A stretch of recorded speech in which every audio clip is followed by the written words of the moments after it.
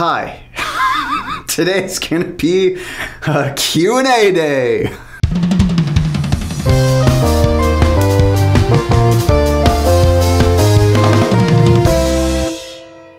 All right, so it's been a while since I've done one of these. I need to comb through my comments and just answer some questions or reply to some comments. So figured I would talk to you guys and maybe answer some of the questions.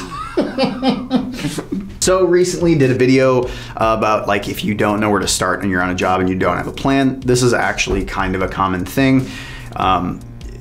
Sometimes you'll just have jobs where it's like, hey, I need you to come and wire this house and I don't really know what I need. Just need you to do it, take care of it, and I'll answer any questions and make things happen. The builder will, try to help you through it. So a lot of times you just have to like figure stuff out. So anyways, that video, if you haven't watched it, click the little thing up here and watch it. First up, we've got Rob DeLeon. Rob says Lutron is trash, cheap for profit. I actually don't agree with that at all. What? There's a lot of like really crappy stuff out there. Lutron is by far the best in my opinion. I am not sponsored or affiliated with Lutron at all. Hey, actually Lutron, you should get at me. I'd love to be sponsored by you because I use your shit every single day. I don't agree. Yeah, I've been doing Lutron work for fucking years. I've done Zigbee, Z-Wave, Control 4. I don't know, I feel like I've kind of gone the gamut with a lot of different lighting control systems. So maybe put in the comments, Rob, what other stuff that you've used or what you think is better so I can tear you apart in another video. No, thanks for the stuff. No, seriously, so like maybe if you're talking about like Pico devices or something like that, like yeah, their Pico stuff's pretty trash. They've got a Diva edition of their stuff, which is pretty low grade, but that's not lighting control. Those are just devices. Those are just dimmers. But once you get into the Maestro series or you start getting into Radio Raw 2, like the Maestro, I think is their nicer dimmers. But the Radio Raw 2, we use all the time. The devices are really expensive. It's cool because you can like control everything from your phone.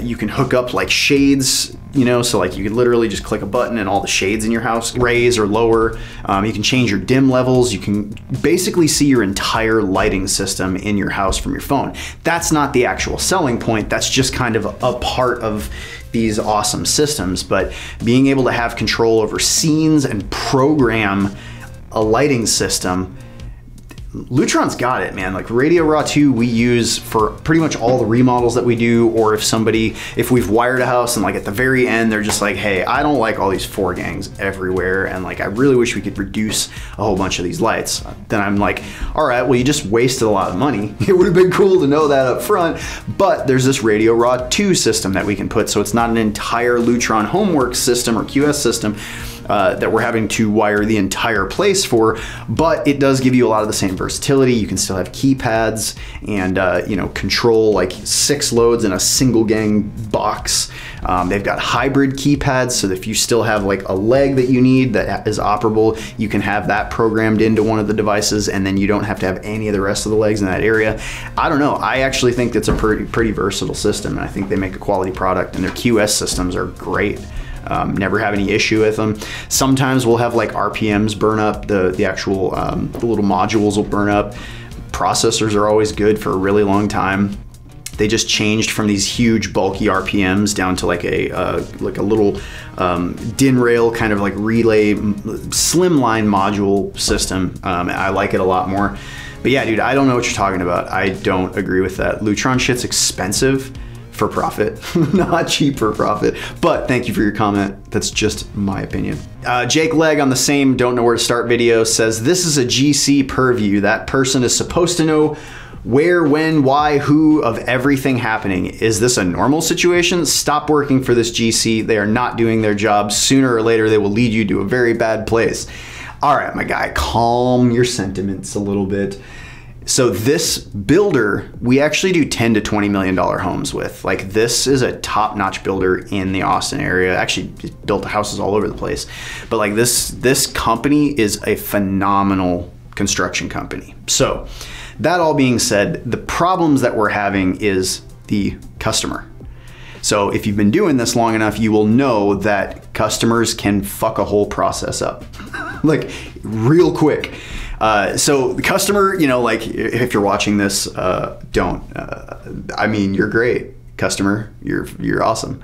No, it's a massive hunting ranch, really rich people. They don't live out there. They just hired some people because they had fired some other people, because they had fired some other people, because they'd fired some other people kind of situation.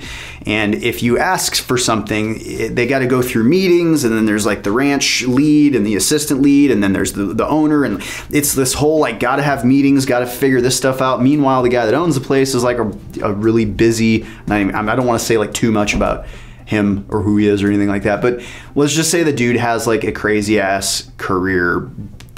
What he does for a living makes it a little bit difficult for him to be able to get answers quickly. And if there's not somebody that's constantly accountable and constantly bothering him, you just don't get answers for things. And if you hand a list of like 20 answers in, they're just not doing a good job. So the builder, who's really dope, is constantly getting into arguments for us, being like, bro, we've been fucking asking you for this stuff for months. And you know, like, it's just kind of one of those jobs that's like, it's got deadlines, none of the deadlines are gonna get hit. And then on top of it, every time that I go out there, there's like mammoth changes. Not even like, hey, there's a little thing. It's like, hey, we're gonna like put another house inside of a house today.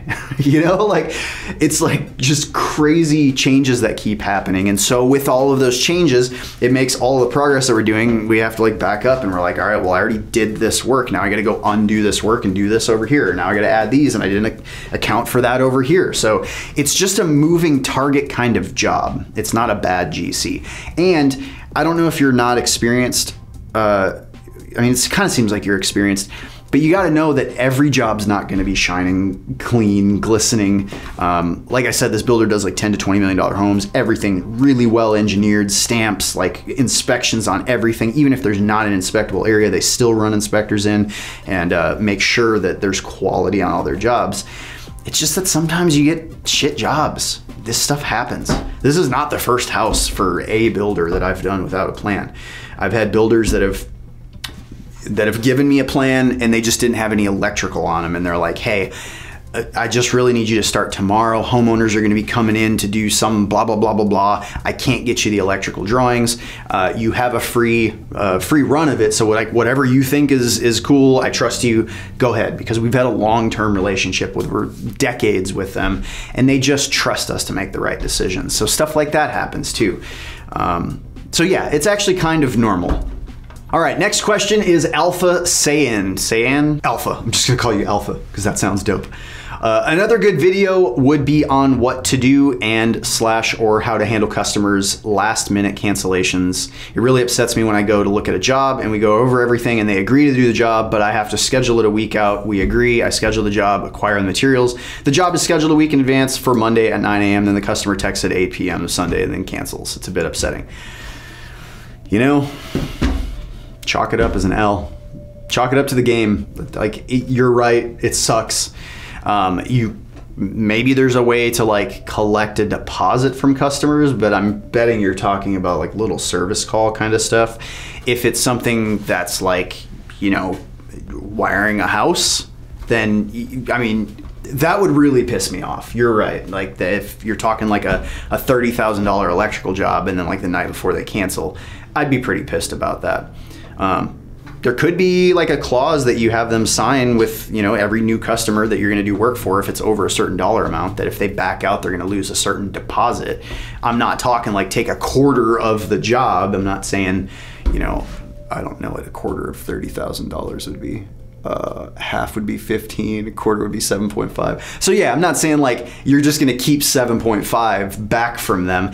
I'm saying like if they cancel out, or if they cancel within like, I don't know, 10 days of a job or something like that, like maybe there's $1,000 deposit that they lose, and that makes sure that they use you because they don't want to lose that deposit, almost like you would do if you're moving into like my studio here. I had to pay a deposit, and if anything goes wrong or if I don't keep it in pristine condition, I lose that deposit. And even once the deposit's paid, I can't back out, or I lose like a certain portion of my deposit, or I lose the entire deposit. So I don't know, maybe there's a way to write that into your contracts. If it seems like this is happening a lot to you, I don't know what to say about that, because that may, no offense, it just may have something to do with you. Are you a jerk to these people? That doesn't happen to me very often, but again, like established relationships over a really long time, they're not going to use any other electrical company.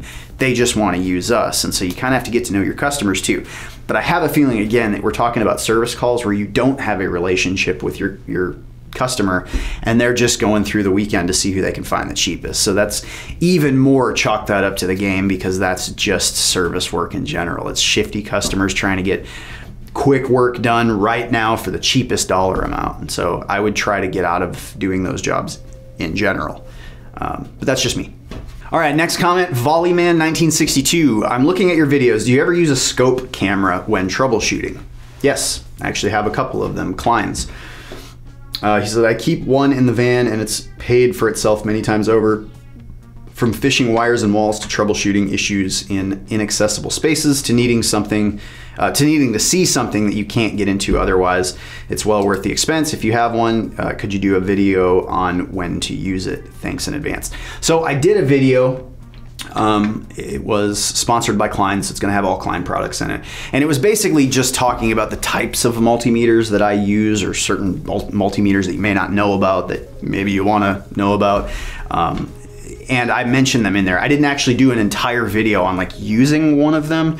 That's one of my tools that I just kind of leave in my truck, in my bag of like where all my testers are. And if I need it, I bring it out. I find that I don't use it too often. Right now we've got a whole lot of brand new builds. We don't have a lot of remodels going on, so like I can see in the walls. So in those instances, there's not gonna be a lot that changes. But as a service tech, yeah, that's massively beneficial to have, because you're just constantly running into problems. You're constantly running into finished walls, stuff that you can't see, and you're like, why will this not get through here? Or what's up here? Am I gonna hit something? Yeah, so that's a really good point. If I happen to have a job where I use one, I will keep this comment in my mind and I'll do a video showing how I use them or where I use them. So thank you for the suggestion.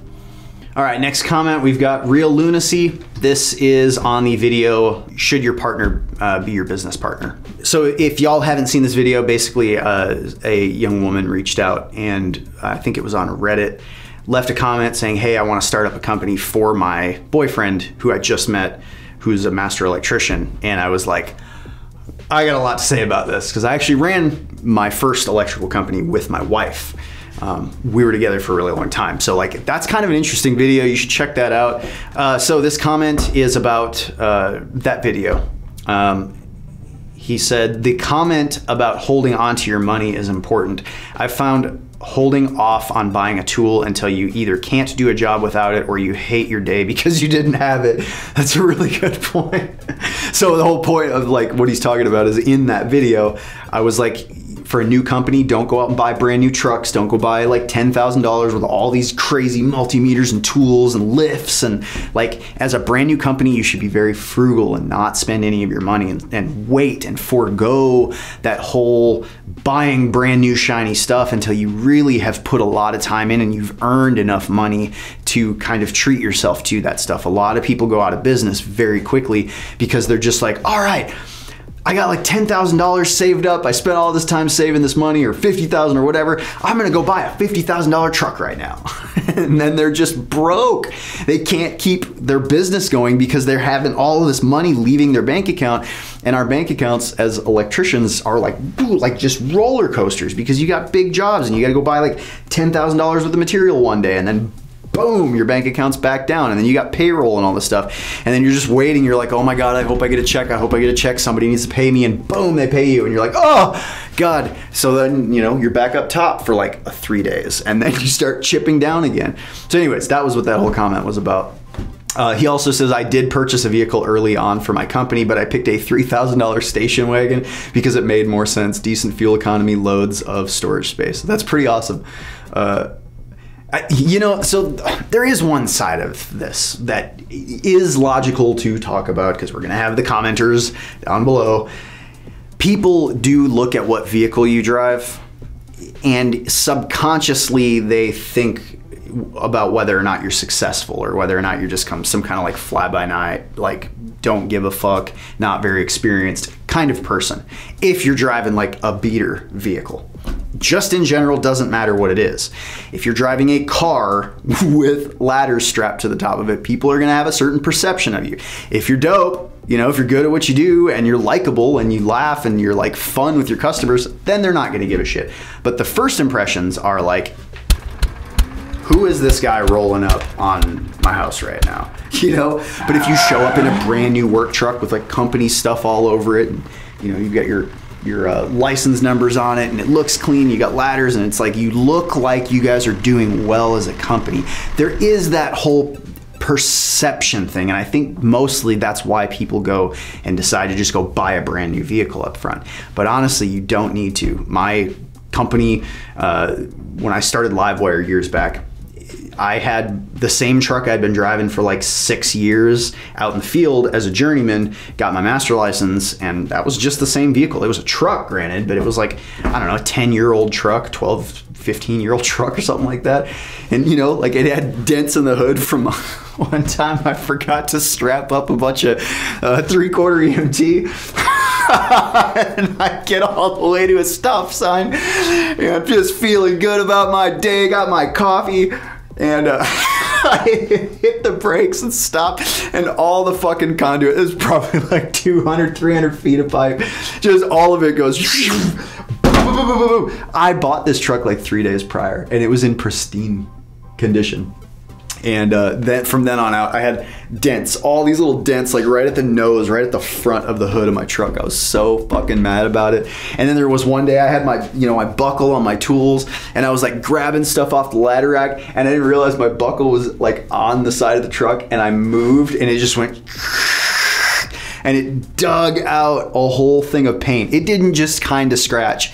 It was like the width of a number 2 pencil, like 4 inches long, and I'm like, fuck, you know, I was so pissed. Anyways, so that's another reason, don't just go buy a brand new vehicle, because you're gonna fuck that thing up in the first year for sure. You drop ladders on it, you're gonna throw ladders through the back window. Some of y'all might know that story since I've shared that in the past. Yes, I actually threw a ladder through a fucking back window of a truck on accident one time. Maybe we'll go into that story later. All right, let's do one more video. What have we done recently? We did a lot of best of code times. Sorry guys. Part of being a YouTuber is growth, right? Like you gotta grow. You gotta like go up so that the money that you're getting, ad revenue, goes up. And if we don't put out videos consistently, we get a huge hit, and the algorithm is basically like, well, fuck you then, we're gonna promote somebody else. So most YouTubers that you see will put out videos that is just like, all right, we need to put something out. It's not gonna be the greatest thing we've ever made, but let's like put some kind of compilation or something together so that there's content out. Some of the best of code time videos have just been to feed the algo. So, but you gotta understand, it's like, there's a reason I make an income. I'm running a business off of this stuff. So I have to keep the algorithm in our favor, or else it really affects us. So like most YouTubers out there. All right, last one. Let's do will inspectors fail you? This video was talking about GFCI locations. Volk says you're a less nerdy version of Mike Holt. Man, thank you. I'll take that compliment. I teach code from the field, right? Like I use it every day because I'm an electrician. I'm actually out in the field. And so my code knowledge is from, you know, 16 years so far of using the code book every day in a lot of different environments. And so I think Mike Holt and I are a little bit different in that I'm actually out in the field doing this stuff, and that's where my code understanding is coming from. Mike has written a lot of resource material and stuff like that, and he's actually on the code making panel and speaks with a whole bunch of other people that are also on the code making panel about codes that are actually being made. So like his level of understanding of code is far different than mine. And I give him props. I wouldn't have passed my master exam without, you know, checking Mike Holt stuff out. So I think he's done killer things for our industry, and I will always stand behind that statement. Barry Milam. Dustin, I would like your input on what the best lighting to use in a bathroom for brightness. Also, keep putting out your awesome videos. Thanks, man. I'm gonna. Just because you said so. Okay, so there's a lot of bathroom fixtures, dude. There's so many things that you can do. Bathrooms and kitchens kind of sell a house, right? That's where you spend a lot of time and a lot of money figuring out how are we gonna make this shit look really pretty. One thing that a lot of the big custom homes that we're building are doing a lot is they're putting lit mirrors in. That means you can get like a big mirror, put it right in front of a sink, and then it's got like a little bit of a gap behind it, so it shoots out light all around it. And you wouldn't think that does a whole lot, but a lot of times it does. If you have two of them next to each other and you've still got some other light, it can actually help. And it just looks swanky as shit, man. Some of the coolest bathrooms that I've seen are like, they have floating cabinets. So there's no bottom to the cabinet. There's no, well, there's drawers, but there's like a 1 foot gap under the whole thing. So it looks like this cabinet is just coming out of the wall. And like you could get under the ground and look and actually see the floor. But putting LED tape under something like that, so it really like dumps down light and accentuates it. I like doing toe kick lighting. Actually, I hate doing toe kick lighting. It sucks trying to like get down there and you have this much space and you're sitting there like trying to put LED tape and then figure out a way to like nail something on or secure something so the ends of the tape don't start peeling up and then the whole strip falls off. I hate it. You're dealing with like fishing wires through cabinets and stuff. So I retract that. I don't like doing toe kicks, but toe kicks can actually add in a whole like different dimension to the look of a bathroom. So a lot of the houses, a lot of the big houses, they're doing toe kicks. Some of them want them on a motion sensor, right? So they'll have us put like a motion sensor underneath that floating cabinet. So when that motion sensor detects feet, movement, boom, it turns them on. Sometimes they'll want them on a Lutron system so they can set certain scenes. And so when you wake up, there's like a morning scene where certain lights are on, certain aren't. It's not like annoying with all this cathedral worth of light. But there's a lot of preferences because again, we're doing really upscale houses. So the versatility that we have to do anything is pretty high. A lot of times people forget to put lighting in showers. So specifically, if you got a shower, especially if you got like really baller ass shower, put a can up above it. Just give them some kind of light. I will say that the higher Kelvin temperature that you go up, if we're talking like 5,000 K, 6,000 K, it almost has this like sterile, gross feeling to be in a shower that's that bright. So a little bit softer light, maybe something like 3000 K or something that's not like 30,000 lumens shining down on you in the shower. You start to look at yourself and you're like, ugh, bro, like when did I become so old? So like some softer light that's a little bit more accentuating to the skin maybe. It's a good suggestion. But yes, definitely make sure you have vanity lights because you need to see in the mirror and you want your face lit in the mirror. I don't give a shit. I look the same. There's no amount of light that's gonna fix this ugly fucking face in front of a mirror. So shower cans, a lot of people will do like fans with heat with a light in them. So I don't like to do that because I don't like different colors of lights or different kinds of light. So just think about that. One thing I always do in bathrooms is I put dimmers in bathrooms because, dude, when you wake up first thing and you get out of bed and you go in to like pee or shower or whatever, the house is dark, right? And you go in and turn your light on and it's like, like right in your eyes. It pisses me off more than anything in the world. It's like first thing in the morning, I just got this angry fucking light like right in my eyes. So one thing I always suggest to people kind of as an upsell or just as a good idea in general is I just say that same story, but I use less F-bombs when I explain it to the customers and they're like, oh yeah, let's put dimmers in the bathroom. Because then you can just like have really calm, chill lighting.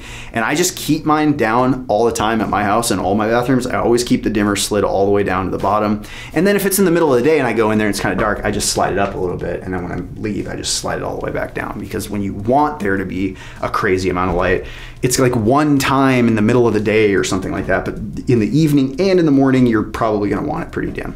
Another thing to think about, both kitchens and bathrooms, is where the person is going to be relative to the light when they're doing shit, right? So like say in a kitchen, somebody is working at a sink. Well, what you don't wanna do is have cans behind them because then they're gonna be sitting there in the sink and their shadow is cast down on what they're working on and it's dark. So I would just make sure, like, either put some UCLs under cabinet lighting, UCL, or some ICLs, which is in cabinet lighting. A lot of people do like puck lights if they've got glass windows, so that it actually like shines through the glass. That's really dope.